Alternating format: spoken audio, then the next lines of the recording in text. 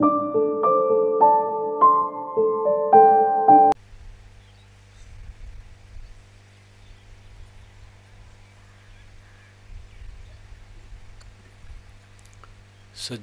और देवियों, मन की शांति जीवन का सुख है।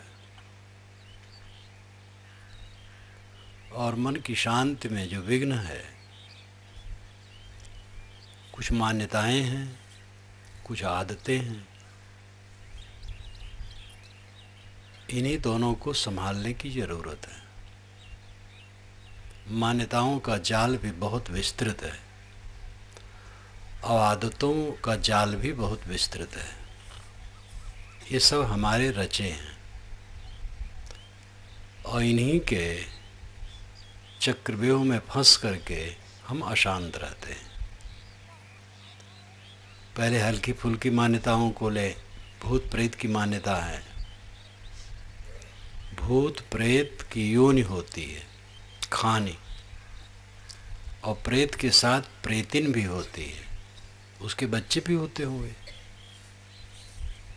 लेकिन आज तक उनके प्रजनन का पता नहीं लगा, कहाँ वो प्रजनन करते हैं, खाते पीते क्या हैं, उनके टट्टी पेशाब का भी पता नहीं लगा। बैल की टट्टी, घोड़े की टट्टी, बकरी की टट्टी कहीं पड़ी हो तो हम जान लेते हैं यहाँ बकरी ने टट्टी की है, बैल ने की है, घोड़े ने की है। भूत प्रेत की टट्टी कहीं पड़ी हो, ऐसा आज तक पता नहीं लगा। उनके घर घोंसला कुछ का भी पता नहीं लगता। केवल मान्यताओं में भूत प्रेत की कल्पना चल रही है। पुरा काल में ऐसा भी समय था जब कोई राजा नहीं था, एक एक ग्रुप होता था। यहाँ 10 घर का गांव है तो 10 कोस की दूरी पर एक 10 घर का, 15 घर का गांव है। चारों तरफ जंगल है और कोई ज़्यादा बर्बर है तो अपने यहाँ से उठा कुछ लोगों को लेकर के और जा करके दूसरे गांव में मार काट किया, लूट फूंक किया और चला आया। उसके मन में लगा कि जिसको मैं मारा हूँ वो मेरे पीछे आ रहा है मुझे मारने के लिए। कभी जब उस तरफ निकले तो उनको लगा कि इस गांव से वो लोग हमारे पीछे दौड़ रहे हैं मारने के लिए। तो जो उन्होंने हिंसा की थी उसी की प्रतिक्रिया में भावना अपने दिमाग से उठी। यहीं से भूत प्रेत की कल्पना हुई। भूत प्रेत नाम की कोई चीज़ कहीं नहीं होते हैं।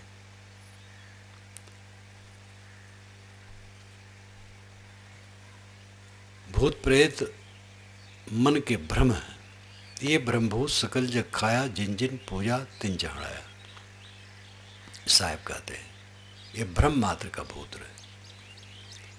भूत प्रेत के खंडन हम रोज करते रहते हैं, वो तो हमारी जबान ही उखाड़ के फेंक दे। कहीं आज तक भूत प्रेत नहीं मिले। भूत प्रेत केवल मन का भ्रम है, इसको दूर करो। टोनही और टोनहा ये दोनों झूठे हैं। कोई स्त्री टोनही नहीं होती है, कोई पुरुष टोनहा नहीं होता है। मंत्र से कुछ बनता बिगड़ता नहीं है। मंत्र तो कुछ शब्दों का संयोजन है। मंत्र से कोई वस्तु नहीं बनती है। जादूगर जो दिखाते हैं मंत्र फूंक करके कुछ बना दिए, बनाते नहीं हैं, छिपा के रखे रहते हैं।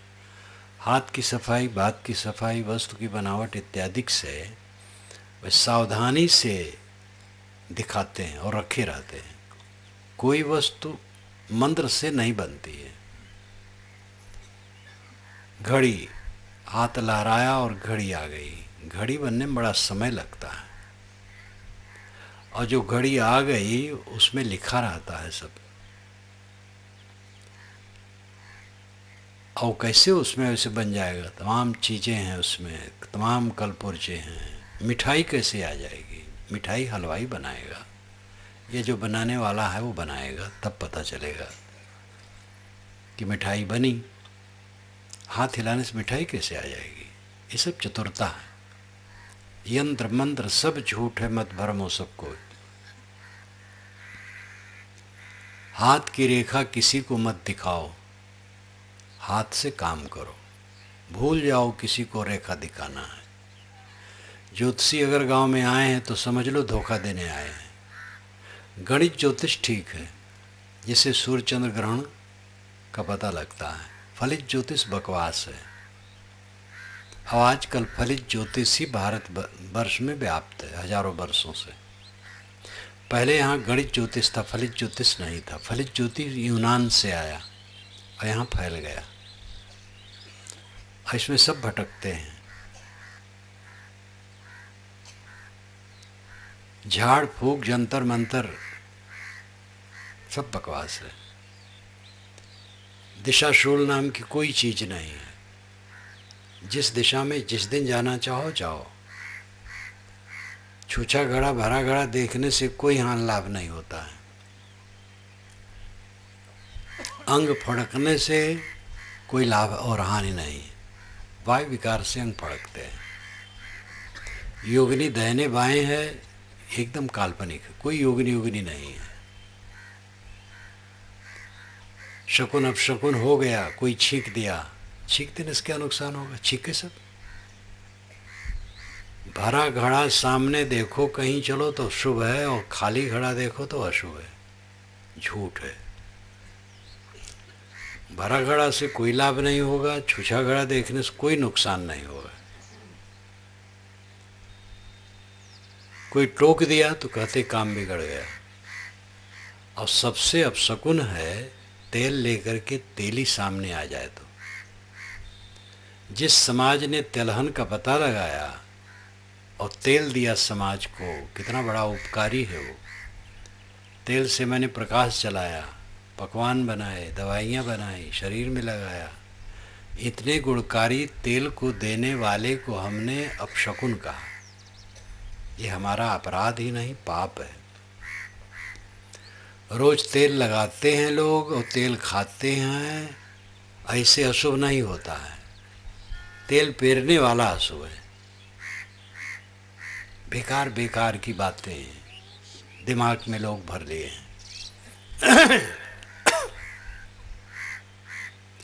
आपका नुकसान करने वाला कोई नहीं है। कोई वायव्य शक्ति आकाश में नहीं तैरती है जो आपके ऊपर कूद पड़े। हमारा और आपका अपना कर्म, कर्म सुख और दुख का कारण है। इसलिए हर समय अपने कर्म को सुधारने की चेष्टा करनी चाहिए। दुर्बल मन के मत बनो। और ये सोखा ओझा बैगा और तथाकथित पंडित महात्मा भी, कितने पंडित महात्मा हैं, वो पंडित महात्मा नहीं है जो चमत्कारी बात कहते हैं। भूत प्रेत जादू टोना देवी देवता का चक्कर डालते हैं, ये सब धोखा देने वाले हैं। स्वयं भटके हैं, दूसरों को भटकाते हैं। मनुष्य दुर्बल मन का जब होता है तब उसका शोषण किया जा सकता है। आपके पुत्र नहीं है, संतान नहीं है, महात्मा जी, पंडित जी, मौलवी साहब, पादरी जी या कोई भी हो, अगर वो पुत्र देने की झांसा देता है तो समझ लो महात्मा नहीं, ज्ञानी नहीं। पुत्र कोई किसी को नहीं दे सकता है। आपके मन को कमज़ोर किया जाएगा पहले, तब आपका शोषण किया जाएगा। पुत्र देने के झांसे में तो कितनी देवियों के चरित्र तक का हनन करने वाले धूर्त होते हैं। तो इन सब किसी बात में नहीं उलझना चाहिए। इसी छत्तीसगढ़ में एक धनी पंडित जी की लड़की धनी घराने में गई, ससुराल, नैहर की धनी और ससुराल की धनी। 5-7 वर्ष हो गए, बच्चे नहीं हुए। एक धूर्त आ गया जो वहाँ धोखेबाज था, महाआडम्बरी। ऐसे लोग बड़े तेज बुद्धि के होते हैं। उन्होंने कहा बच्चा तो होने है, बहू के जेवर पर प्रेत बाधा है। जेवर की पूजा हो जाएगी, प्रेत उतार लिया जाएगा, बच्चे होंगे। लेकिन इतने कायदे से कहे कि घर वाले को विश्वास हो गया। फिर गुप्त रूप से कहे बात गुप्त रखना है, नहीं तो फिर सिद्ध नहीं होगा। एक रात को उनके घर में एक कमरे में खूब उन्होंने चौका उका बनाया बड़े विधि विधान से, जिससे प्रभाव पड़ सके। और बहू के जितने जेवर हैं, एक एक जेवर एक एक सूत में बांध करके अलग अलग रखा गया। चौका में सब जेवर रख दिया गया। जो हाथ पैर में थे वो भी निकलवा लिया गया कि अब कहीं कुछ रह न जाए त्रुटि। सब निकलवा करके पूजा की गई। परिवार वालों को बैठा के पूजा की गई। काफ़ी पूजा करने के बाद उन्होंने कहा, अब आप लोग इस कमरे से अलग चले जाएं, मुझे अकेले पूजा करना पड़ेगा। जब वो चले गए तो अकेले पूजा करना यही था कि सब जेवर बटोर करके अपने झोले में रख लिए, और एक पोटली उन्होंने बांधी जिसमें नारियल, प्रसाद, कुछ और अड्डबड्ड 2-3 किलो का बांध करके, और उसमें खूब तूल से बांध करके और फूल पत्ती चढ़ा करके पूजा किया, बदमाशी किया। तब बुलाया कि आओ, कहा सब जेवर इसी में है और मैंने प्रेतों को उतार लिया है, मैं यहाँ रुकूंगा नहीं तो सफल नहीं होगा। इसको ले जाना है प्रेत को। अब आप लोग इसको इतने घंटे तक खोलिएगा नहीं तो सब असफल हो जाएगा। निकले और रात का समय था। फिर तो चले गए। अब ये 1-2 घंटे के बाद मन खुड़बड़ाया कि क्या है। साहस करके खोले तो 10-15 रुपए का सामान, कई लाख का जेवर था, और लेकर के बदमाश चला गया। और वो लोग ऐसी स्थिति में निकलने के लिए बहुत दांव पेच रखते हैं, कैसे निकलें, और 5-7 मिनट में उनको कोई न पावे। कोई नहीं पाया, पता नहीं कहाँ चले गए। एक जगह एक को, वो सोना चांदी का व्यापारी था, गहने का, 1-2-3 बदमाश मिले और कहे भैया हमें एक मूर्ति मिली है भगवान की, सोने की है, और हम पचा नहीं पाएंगे, आप ही उसको सुना रहे हैं, गला करके धातु रूप में कर लेंगे तो हमें तो ऐसे मिल गई है, और बेच देना है हमें, पैसा क्या आधे मिल जाए बहुत है। 6 लाख पर तय हुआ, और तो 12-15 लाख का था। तो ला करके एकांत में वो स्कूटर से 2 आदमी आए और ये गए अकेले अलग स्कूटर से, देखे और देख करके समझे ये तो तिगुना दाम का है जितना मैं दे रहा हूँ। 6 लाख तुरंत दे दिए। तो उस आदमी ने अपने संगी को इशारा किया कि जल्दी चलो, कहा आप ले जाओ और इसको जल्दी गलाओ। बस उधर निकले, उधर निकला, गए तो उस पर जब तेजाब छोड़े तो पीतल, घर भर रोना शुरू हो गया। हाय हाय, दौड़े चारों तरफ, कहीं नहीं पाए। कबीर लोभी के गांव में ठग नहीं पड़े उपास, जो जही मत को लोभिया तही घर ठग को बास। साहब कहते लोभी के गांव में ठग उपवास नहीं जाता है। एक का 4 बनाएगा और लोग एक का 4 लेंगे। एक लगाओ 4 पाओ, 1 रुपया लगाओ तो 4 रुपया बना देंगे, और 100 रुपया रखो तो 400 दे देंगे। पहले अपना खर्च करेंगे, फिर लंबी रकम ले करके चंपत हो जाएंगे। ऐसी बदमाशी खूब चलती है। कोई एक तृण भी नहीं बना सकता है। बड़ा से बड़ा ज्योतिषी और महात्मा धान को गेहूं नहीं बना सकता है। सिद्ध महात्मा नहीं बना सकता, ईश्वर नहीं बना सकता। आप कहेंगे ईश्वर नहीं बना सकता, ईश्वर तो जो चाहे सो बना दे। ईश्वर तो चाहे सूरज पर कमल खिला दे, वो कमल पर सूरज चाहे जो कर दे। ईश्वर शक्तिमान है। ईश्वर से निवेदन करना चाहिए कि वो दुनिया से पाप दूर कर दे। कोई चोरी न करे, कोई व्यभिचार न करे, कोई हत्या न करे, राहजनी न करे, आतंकवाद समाप्त कर दे, मिलावटबाजी, घूसखोरी, बेईमानी, ईश्वर ये सब खत्म कर दे बस। सूरज पर कमल और कमल पर सूरज न खिलावे, लेकिन ईश्वर बेचारा नहीं कर पा रहा। तो धान को चावल बना देगा, चावल को गेहूं बना देगा? नहीं बना पाएगा। हाई फाई की बात करना अलग है, ईश्वर जो चाहे सो कर दे। तो करके दिखाओ। एक ने कहा मेरा ऊँट 1 घंटा में 60 कोस चलता है। कहीं चला के दिखाओ कि जब उसका मन होगा तब चलेगा। तो बातें बात में क्या फ़ायदा होगा? इसलिए ईश्वर का नाम लेकर के, देवता का नाम लेकर के बदमाशी करना और समाज को धोखा देना बहुत गलत है, और ये गलती खूब हो रही है। ऐसे झांसे में आप कभी न पड़ो।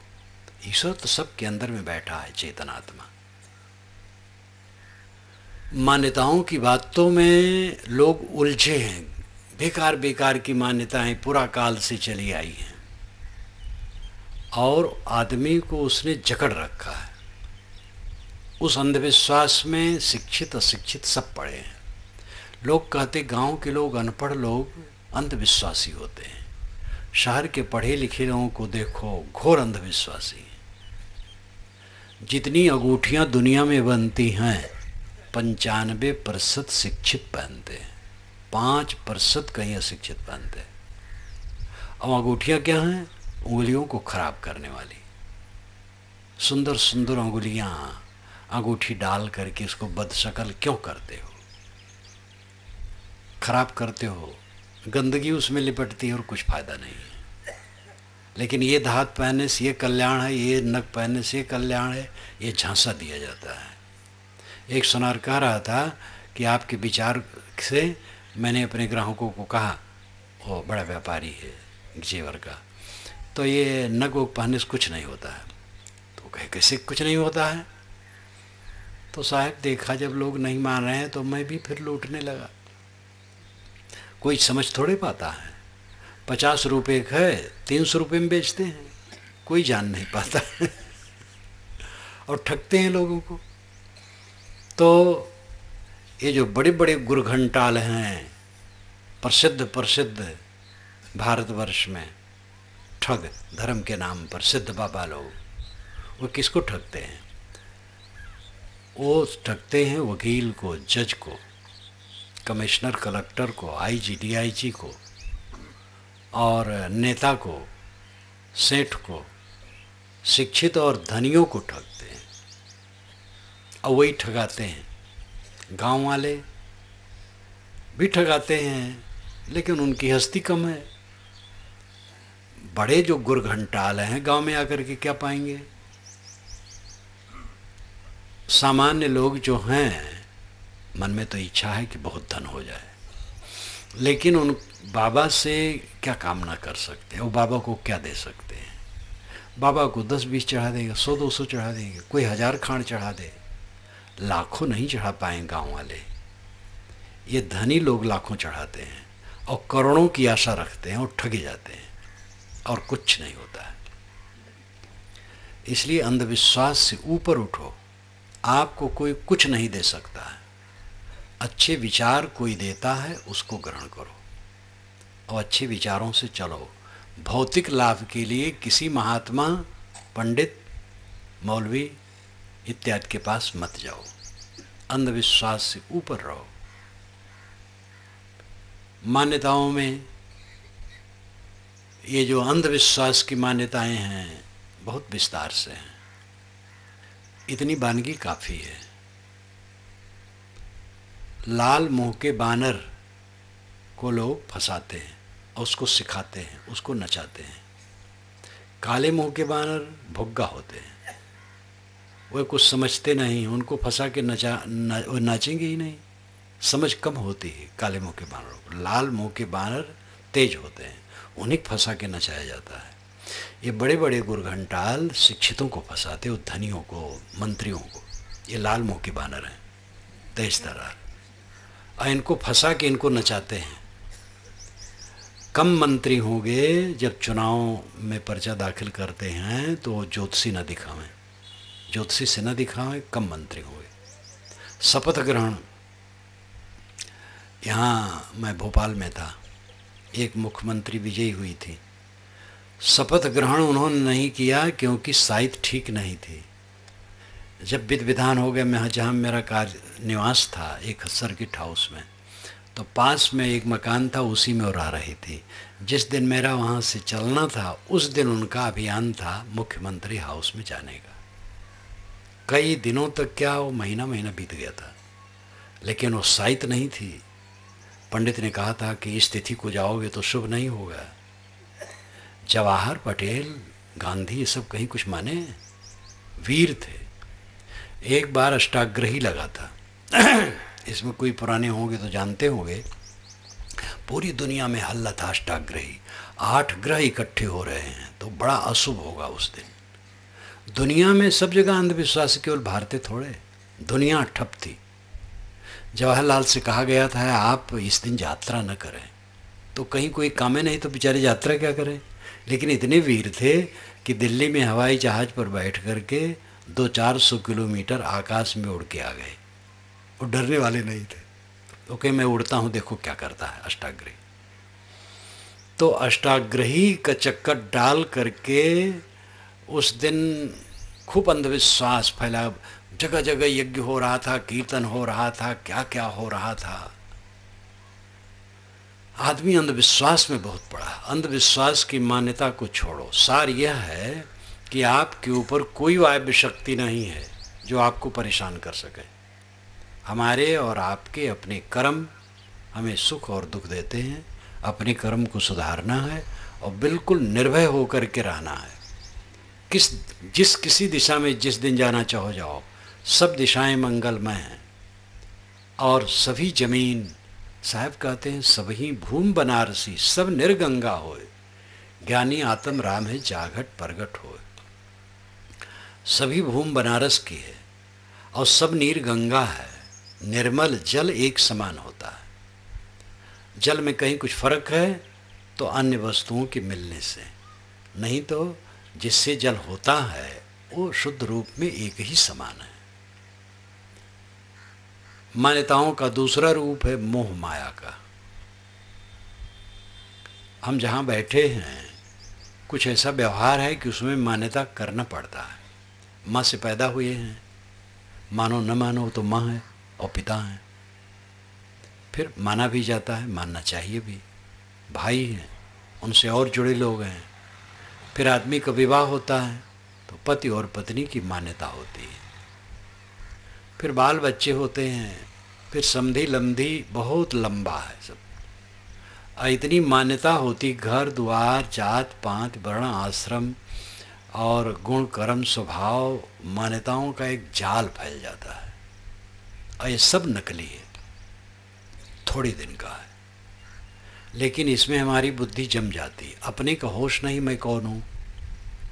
अपने को मैं यही मानता हूँ, मैं देह हूँ, काला हूँ, गोरा हूँ, लंबा हूँ, छोटा हूँ, मोटा हूँ, पतला हूँ, ब्राह्मण हूँ, शूद्र हूँ, साहू हूँ, कुर्मी हूँ, मुसलमान हूँ, हिंदू हूँ, साधु हूँ, गृहस्थ हूँ, धनी हूँ, निर्धन हूँ, शिक्षित हूँ, अशिक्षित हूँ। शरीर, शरीर के नाम रूप, उनके गुण कर्म, उनकी उपलब्धियाँ, जो सब नकली हैं, इन्हीं में हमारी मान्यता जम जाती है। और इन्हीं बातों को लेकर के हम रात दिन हर शोक में डूबे रहते हैं।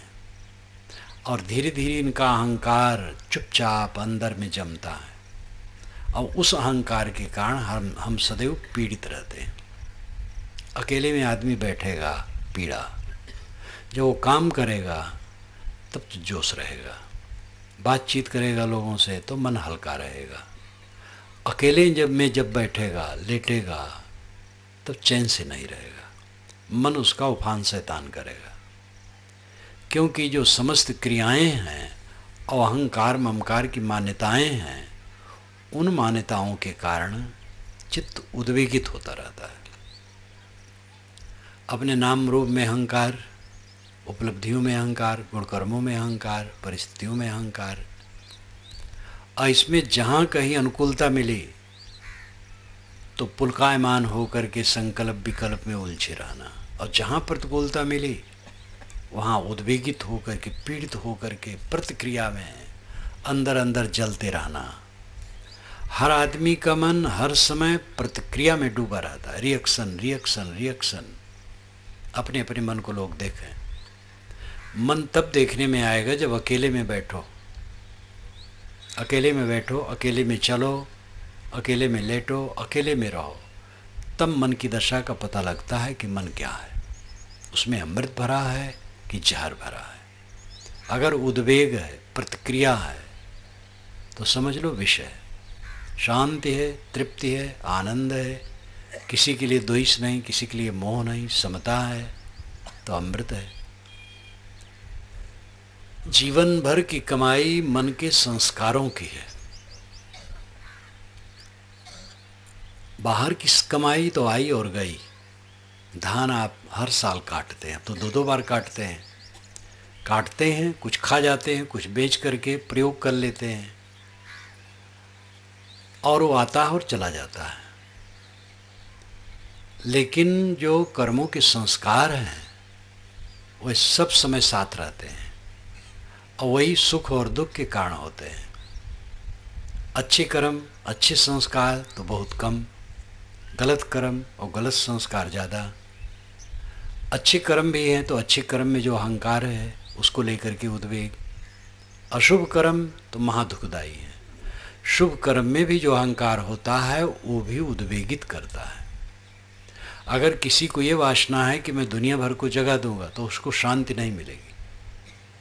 ऐसे महात्मा, पंडित, प्रवक्ता, उपदेष्टा, गुरु होते हैं जिनके मन में खप्त सवार हो जाता है कि मैं दुनिया भर को जगा दूंगा।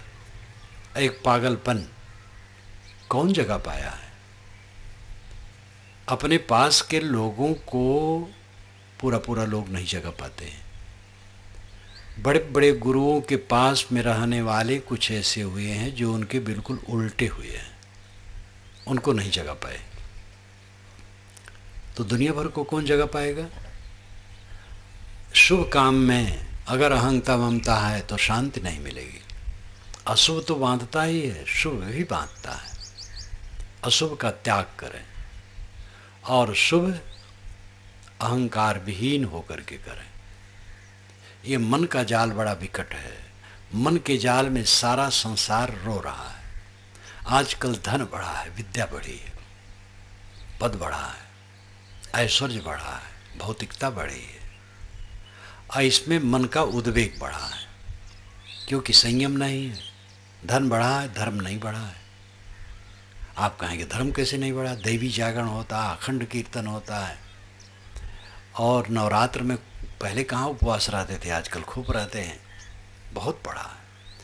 अब देखो, पहले तो रामायण की कथा होती थी बरसात में, और अपना कथा वार्ता कर लेते थे। अब तो रामायण प्रतियोगिता होती है खूब समारोह के साथ। लेकिन ये सब धार्मिक नहीं, सांस्कृतिक है। सब सांस्कृतिक बन करके रह गए हैं। कितने आयोजन होते हैं जिसमें चंदा लिया जाता है, घास करके, दबाव डाल करके चंदा पहले बटोरा जाता है। चंदा बटोरने के बाद खर्च किया जाता है, उसमें बचाया जाता है, तो उसमें हड़पने के लिए लड़ा जाता है। मेरे पास रहे, मेरे पास रहे, मेरे। जितने यज्ञ होते, यज्ञ के पीछे यही उफान शैतान होता है। और कितने ऐसे धार्मिक कृत होते हैं जिसमें बीड़ी सिगरेट सब जमा रहता है, दम उसी में मारे।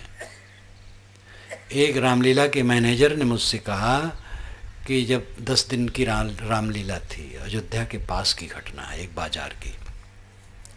उसने कहा महाराज 10 दिन रामलीला थी। जब रामलीला का पंडाल उखाड़ा गया तो जो जहाँ पर लोग बनते थे, रावण, राम, सीता, हनुमान इत्यादि का पोजीशन बनाते थे, कमरे में कपड़े का घेरा हुआ था, उसमें 300 शराब की पन्नियाँ मिली। जो कोई राम, सीता, हनुमान, रावण, अंगद बन के आता था, एक पन्नी चढ़ा के आता था। जहाँ जहाँ रामलीला हुई, मैंने देखा कि उसके पश्चात वहाँ चरित्र भ्रष्टता बढ़ी। वहाँ राम का दोष नहीं है, उसमें योग ज्योति सब श्रृंगार करके नाचते हैं, मनोविकार बढ़ता है, पब्लिक में ऐसे बैठे रहते हैं लोग, और वहाँ आचरण की शिथिलता बढ़ती है। तो कितने ऐसे कार्यक्रम जो आप धार्मिक मान रहे हो, धार्मिक नहीं, सांस्कृतिक हैं और विकृत भी हैं। आज तो रामायणी ही छत्तीसगढ़ के जो पुराने हैं उनको बड़ी उदासी हो गई है रामायण प्रतियोगिता से कि ये तो फिल्मी तर्जे पर गा गा कर और क्या कर रहे हैं, उपदेश की बातें नहीं। मैं केवल सुनता हूँ और उन लोगों की वितृष्णा से सुन करके जानता हूँ, मैंने कोई रामायण प्रतियोगिता देखी नहीं। तो केवल रामायण प्रतियोगिता यानी यज्ञ है और कुछ है, जहाँ शुद्ध अध्यात्म की बात हो, कर्म सिद्धांत की बात हो, भक्त ज्ञान की बात हो, वो तो ठीक है। बाकी सब एक सांस्कृतिक कार्यक्रम बन के रह जाता है। धर्म की वृद्धि होनी चाहिए, धन बढ़े तो धर्म बढ़े। धर्म क्या है? संयम। संयम धर्म है। संयम में सहनशीलता है और तब मन के उद्वेगों को कोई शांत कर सकता है। चीज़ें बढ़ रही हैं, धर्म नहीं बढ़ रहा, असहनशीलता बढ़ रही है, थोड़े में जहर खाने का उतावलापन बढ़ रहा है, मन की कामना पूरी नहीं हो रही है, बस फांसी लगा ली। तो मन की कामना तो किसी की नहीं पूरी होती, सबको फांसी लगा लेना चाहिए। इसमें जितने बैठे किसी कामना पूरी है? कभी नहीं होगी।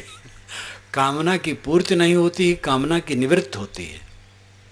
कामना को हम छोड़ करके रह सकते हैं, कामना को पूर्ण करके कोई आज तक रह पाया? कामना कभी पूरी होगी ही नहीं। इसलिए आजकल धन बढ़ रहा है, सुविधाएं बढ़ रही हैं, ये खुशी की बात है। मैं नहीं मानता हूँ जमाना खराब है, जमाना बहुत अच्छा है। इसी छत्तीसगढ़ में हम लोग पैदल चलते थे, गुरुजी को गाड़ी पर बैठा देते थे और सामान गाड़ी पर रख, बैलगाड़ी पर, और हम लोग पैदल चलते थे। रास्ते में कितने कांटे गड़ जाते थे। अब वहीं देखो हर जगह गाड़ी सामने, देखो शिव महाराज की गाड़ी एसी खड़ी है। मैंने कहा किसकी गाड़ी है? कहे शिव की गाड़ी है। अब ये एसी गाड़ी कहाँ है? यहाँ कहाँ, रायपुर में दुर्लभ था। तो जो ये बढ़ा है यातायात साधन, मोबाइल, आप खेत में से बात कर रहे हैं अमेरिका इंग्लैंड से, तो सुविधाएं बढ़ी हैं, अच्छा है। शिक्षा बढ़ी है। हमारे भक्त जो कक्षा 1-2 भी नहीं पढ़े थे, उनके बच्चे इंजीनियर, डॉक्टर, प्रोफेसर हैं, तो उन्नत हुई है। ये सब अच्छा हुआ है। दूसरा पक्ष वाला काम नहीं किया जा रहा है। आप लोगों की भक्ति है, सोचे होंगे कि बहुत दिन हुआ गुरुजी आए नहीं हैं, कार्यक्रम ले लो। ले लिए 2 दिन का और उत्साह से करा लिए, हम चले गए। अब आप बैठ गए बस। न किसी दिन ग्रंथ पढ़ना है, न मनन करना है, न ध्यान करना है, न चिंतन करना है, न ये सोचना है कि हमारे मन का उद्वेग कितना घटा, कितने विकार घटे। साधना नहीं करना है। औपचारिक काम हो गए, चलो इतना भर है, ये भी लुप्त हो जाएगा तो और ख़त्म हो जाएगा। लेकिन मेरा निवेदन है कि इसको बढ़ाओ। प्रवचन जो होता है, तो प्रवचन का मतलब क्या है? निर्देश देना। आप निर्देश पा करके उस पर स्वयं डट जाएं।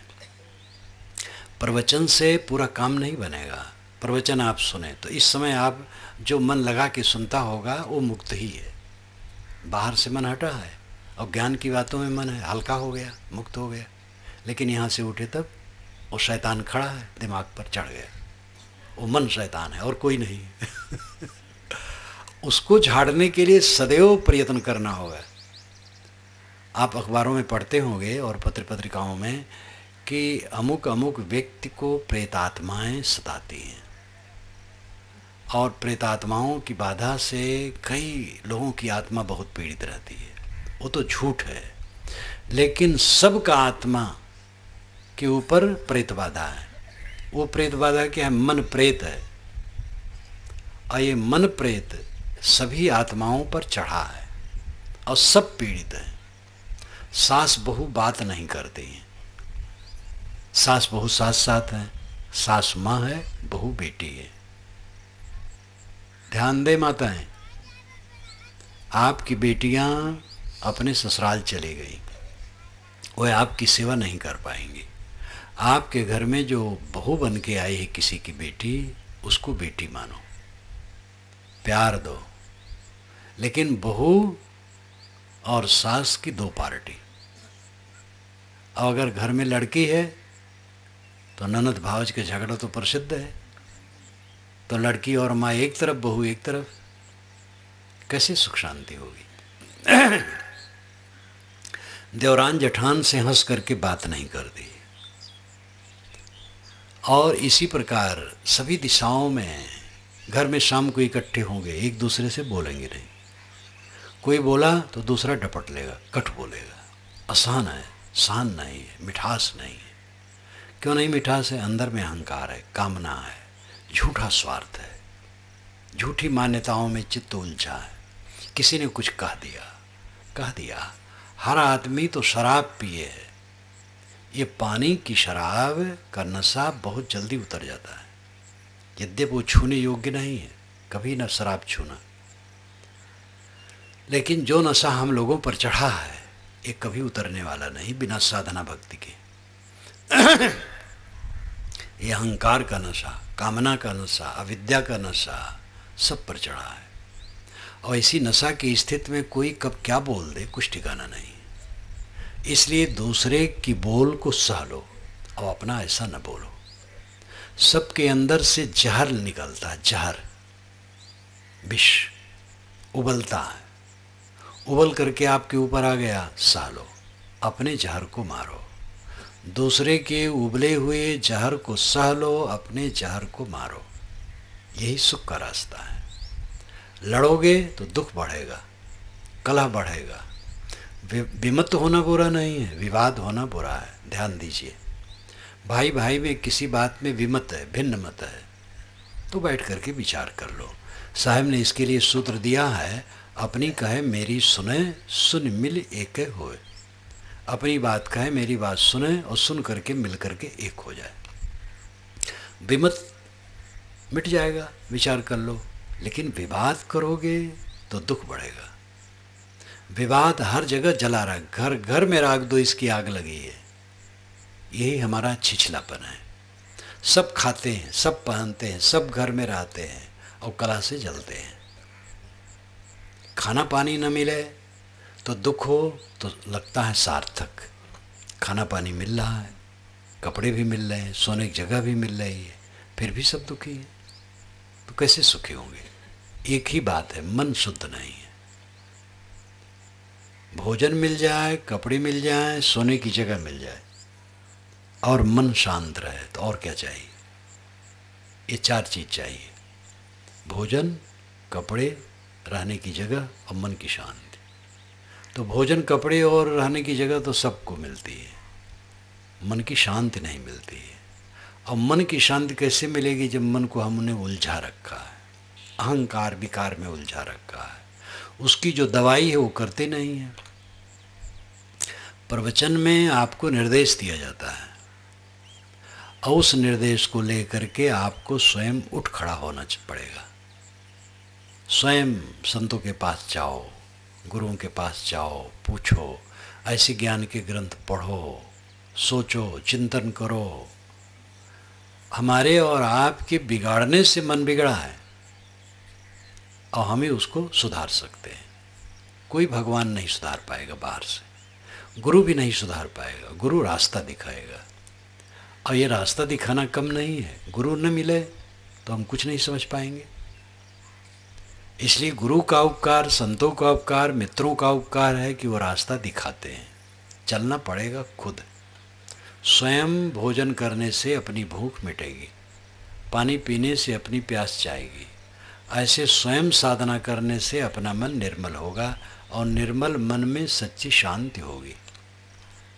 जीवन की परम उपलब्धि है मन की शांति। मन की शांति के समान दूसरा सुख नहीं है। और परमात्मा ब्रह्म मोक्ष की प्राप्ति ये मन की शांति ही है। बाहर से कुछ मिलता है कहीं किसी को? कुछ नहीं मिलता है। जो पुराणों में और महाकाव्यों में आप पढ़ते और सुनते हैं कि अमुक को परमात्मा आए, दर्शन दिए, बैकुंठ धाम में ले गए, वो सब काल्पनिक है। मैं तो बचपन में इसको पढ़ा खूब हूँ, सुना खूब हूँ पंडितों के मुख से। जहाँ सत्यनारायण व्रत कथा होती थी वहाँ मैं पहुँच जाता था और श्रीमद् भागवत कथा भी खूब सुनता रहता था। उसमें तो और विस्तार से सत्यनारायण व्रत कथा तो वही लीलावती, कलावती, तुंगध्वज राजा, लकड़िहारा, ब्राह्मण वही, लेकिन उसको भी मैं सुना करता था।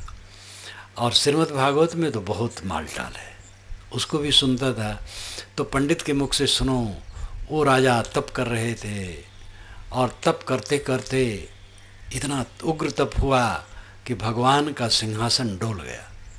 तो भगवान विमान पर बैठ करके आते भय, यही टोन में संत पंडित बोलते थे, आते भय, और उस तपस्वी को उन्होंने गोद में उठा लिया और विमान में बैठा करके आकाश को, वैकुंठ धाम को ले जाते भय। न कहीं वैकुंठ धाम है और न कोई विमान आता है। वेदों में, शास्त्रों में, श्रुतियों में ये सब कुछ चर्चा नहीं, और ये सब है भी नहीं। विमान उमान तो ये उड़ते उड़ते हैं, आदमी आते जाते हैं, ये सब है। ये सब अलंकारिक कथन है, सामान्य व्यक्तियों को धर्म की तरफ खींचने के लिए एक लाशा है। वैकुंठ है कुंठा रहित मन, विकुंठ कुंठाहीन मन, कॉम्प्लेक्स फ्री मन। कॉम्प्लेक्सेस हमारे चित्त को कुरेदते हैं, ग्रंथियाँ, राग, द्वेष, कलह, कल्पना, ईर्ष्या, किसी के प्रति वैर की भावना, ये कुंठाएं, कुंठा से रहित हो जाना वैकुंठ वास है। मन में कोई कुंठा नहीं, किसी के लिए राग द्वेष नहीं, मन निर्मल है, बस वैकुंठ वास है। स्वर्ग अपने में लौट आना, स्व गा स्वर्ग, स्व स्वयं गा गमन, अपने में गमन, अपने में लौट आओ। मन इधर उधर चंचल न करो, मन को शांत कर लो अपने में, बस स्वर्ग है। मोक्ष, मोह का क्षय, मोह से मोह, छा से क्षय, सरल अर्थ कर लो देहाती भाषा में, कोई व्याकरण की आवश्यकता नहीं। मोह का क्षय मोक्ष है। ये सब अपने करने से होगा। हमने स्वयं बंधन बनाया है, स्वयं मन की मलिनता हमने बनाई है और स्वयं को काटना है। और यही काम जीवन का सबसे बड़ा है। खाने को तो क्या सादा सुदा कुछ चाहिए, बस उसका श्रृंगार न करो। कपड़ा भी तन ढकना है। मकान, नींद आ जाए, पक्का मकान हो, कपड़े का मकान हो, छपरे का मकान हो, नींद आनी चाहिए। और नींद आ गई तो फिर क्या पूछना है। बड़े बड़े महलों में रहने वालों को नींद कम आती है। नींद की गोलियां कौन खाता है? एक करोड़पति लोग। आजकल गांव वाले भी खाने लगे हैं, क्योंकि उनका भी दिमाग खराब होता जा रहा है। शिक्षा बढ़ी है, टीवी बढ़ा है, टीवी ने खूब फैलाया है प्रपंच, मन का रोग।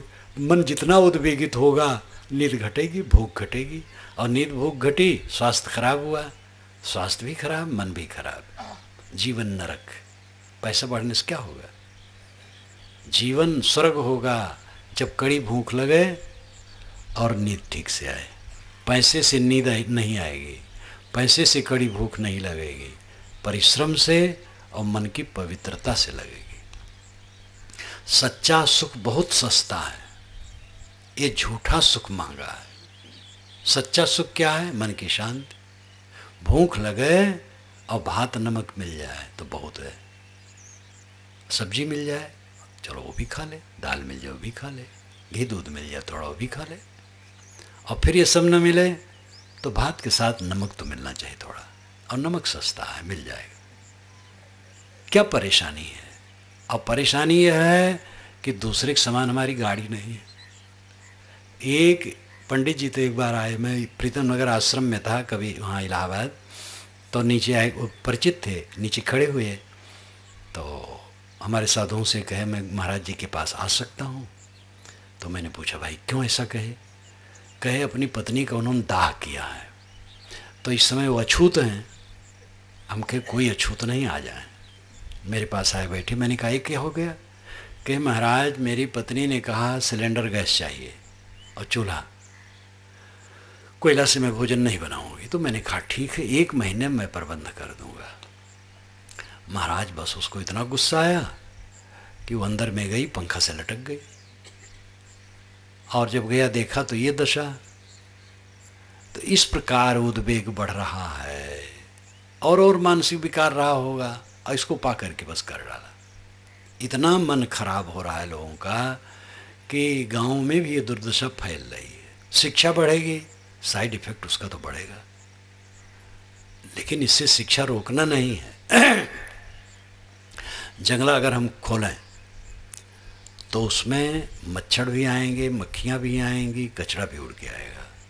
लेकिन हवा प्रकाश के लिए तो खोलना पड़ेगा, एकदम बंद करके कैसे रहा जाए। लेकिन इस ध्यान रखो कि हवा प्रकाश आए, मच्छर कचड़े मक्खियों को रोकने के लिए प्रयास रखो, जाली लगाओ और कुछ करो। तो ऐसे शिक्षा की ज़रूरत है, परंतु शिक्षा का जो साइड इफ़ेक्ट है वो पड़ेगा। शिक्षित लोगों में उन्माद ज़्यादा होता है, सब शिक्षित में नहीं। जो ऐसे उन्मादी संस्कार के हैं, जब शिक्षा भी पा गए फिर तब क्या पूछना है। एक तो ऊदल तरवरिया है, दूसरे बना बधा बेदुला घोड़, ये आल्हा में गाते हैं। उधर वैसे तरवाल चलाने वाले थे, उनको बेदुला घोड़ मिल गया जो आकाश में उड़ता था। आल्हा में बहुत झुठाई है, घोड़ा आकाश में नहीं उड़ता है।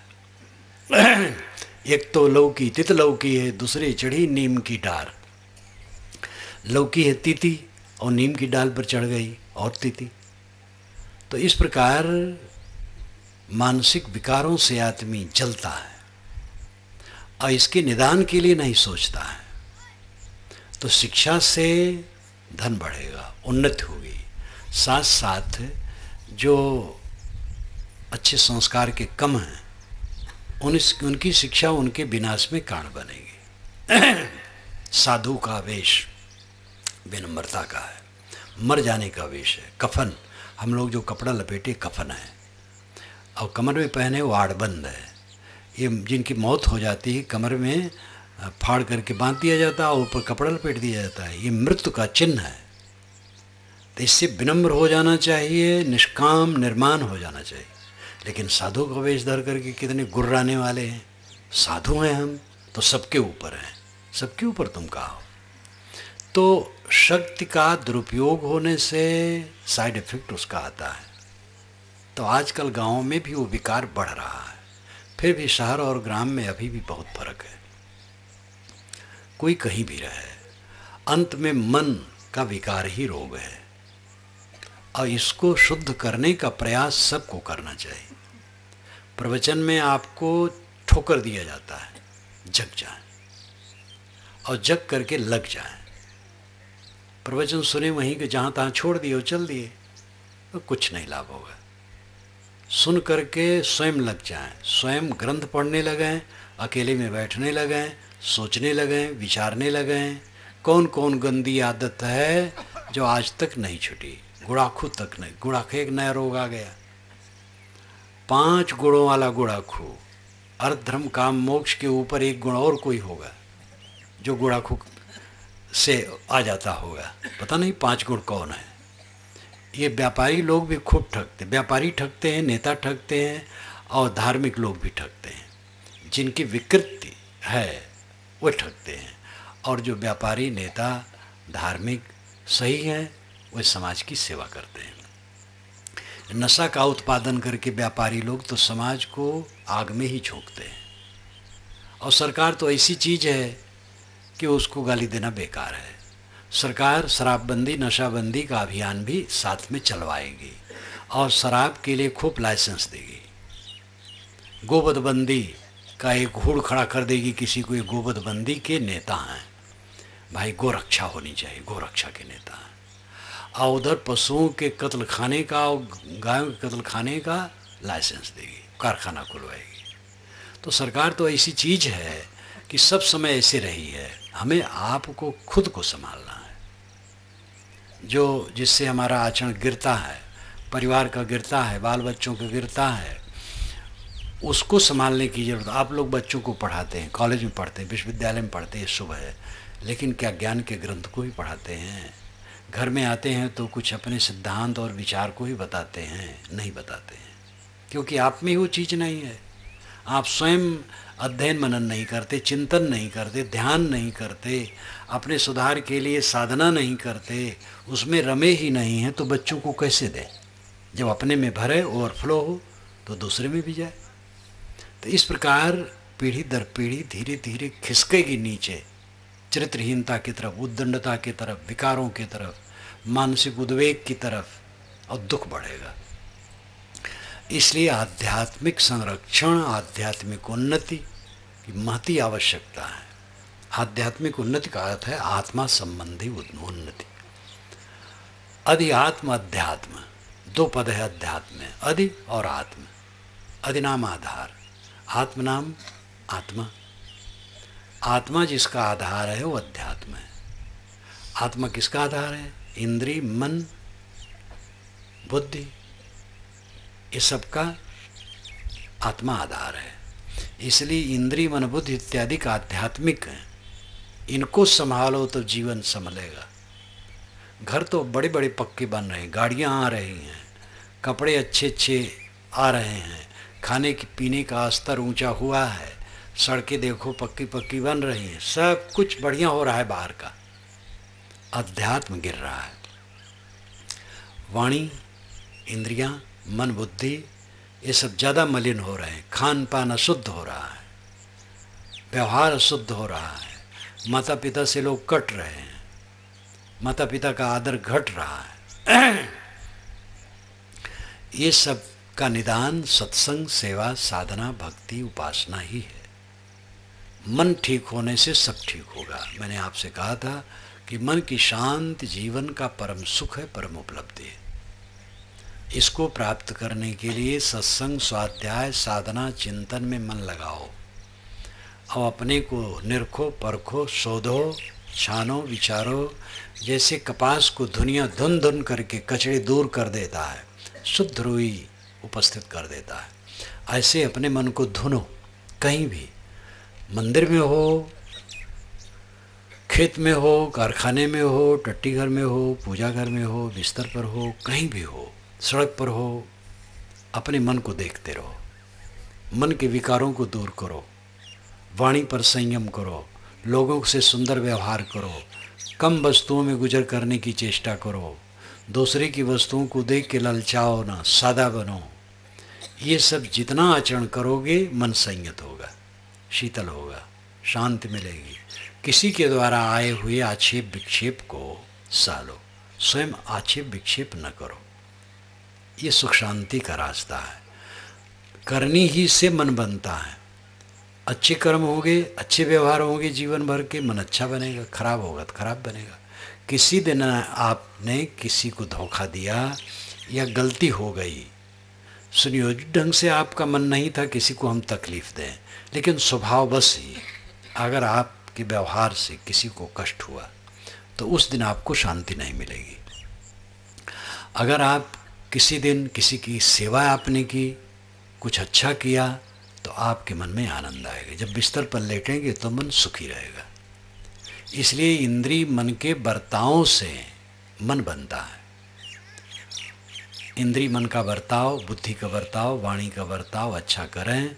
स्वाध्याय चिंतन में, मनन में मन लगावें और मान्यताओं की परीक्षा करें। सब तरफ से अपने आप को संभालें। जीवन की विशेषता है जीवन का सुधार। कमाना, खाना, बाल बच्चे पैदा करना, रोना धोना, शिकायत करते करते मर जाना, क्या ज़िंदगी है। रोते रोते लोग जन्मते हैं और शिकायत करते करते जीते और पछताते पछताते मरते हैं। यही जीवन की कथा है। रोते रोते जन्मना तो स्वभाव है मनुष्य का, लेकिन शिकायत करने की जो प्रवृत्ति है दुखदाई है। शिकायत छोड़ो, दूसरे की शिकायत न करो। शिकायत न करोगे तो पछतावा नहीं होगा। ये भी शिकायत, सुख नहीं मिला, भोजन बढ़िया नहीं मिलता, कपड़ा अच्छा नहीं है, क्या करें आप, टीवी तो है लेकिन रंग वाला नहीं है, इतने में दुखी हैं। मेरे पास तो अभी साइकिलें है, मित्र के तो मोटरसाइकिल हो गई, दुखी रहो। साइकिल का आनंद लो, बहुत है।